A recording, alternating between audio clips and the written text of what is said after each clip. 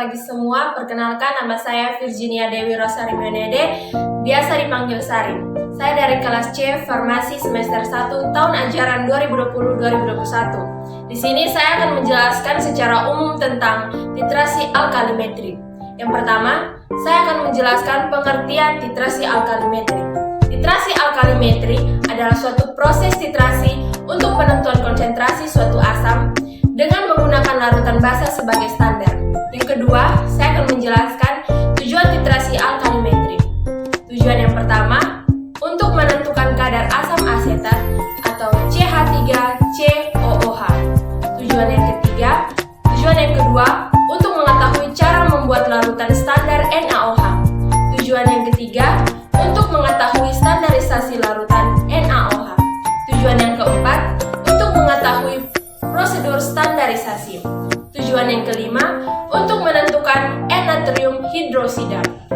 Yang ketiga, saya akan menjelaskan prinsip kerja titrasi alkalimetri, yaitu terjadinya reaksi penetralan antara asam dengan basa atau sebaliknya, menghitung kadar asam dan bilangan asam dari volume basa yang digunakan pada titrasi asam sampai terjadi perubahan warna larutan atau titik akhir titrasi.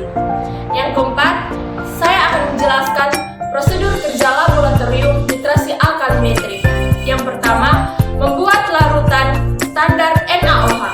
Yang kedua, membuat standarisasi larutan NaOH dengan penetapan kadar CH3COOH. Yang kelima, di sini saya akan menjelaskan salah satu penentuan kadar suatu zat menggunakan titrasi alkalimetri. Di sini saya memilih atau mengambil contoh penentuan konsentrasi HCl dengan NaOH. Yang pertama, alatnya yang pertama itu buret, yang kedua pipet tetes, yang ketiga labu Erlenmeyer. Yang berikut adalah bahan-bahannya. Bahan yang pertama, indikator nenolphthalin. Yang kedua, larutan HCl. Bahan yang ketiga dengan NaOH. Yang berikut adalah langkah-langkahnya. Langkah yang pertama, masukkan larutan HCl ke dalam labu Erlenmeyer.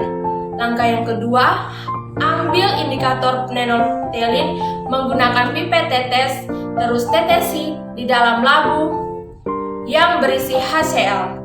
Yang ketiga, masukkan larutan NaOH ke dalam labu Erlenmeyer yang berisi HCl dengan indikator nenolphthalin. Awalnya, HCl berwarna bening. Ketika dimasukkan, indikator warnanya juga tetap kuning. Tetapi, ketika dimasukkan NaOH, warnanya menjadi merah muda. Langkah yang terakhir, reaksi kimia yang dihasilkan HCl tambah NaOH menghasilkan NaCl tambah H2O. Sekian dari penjelasan saya tentang titrasi alkalimetri. Selamat pagi, terima kasih Ibu.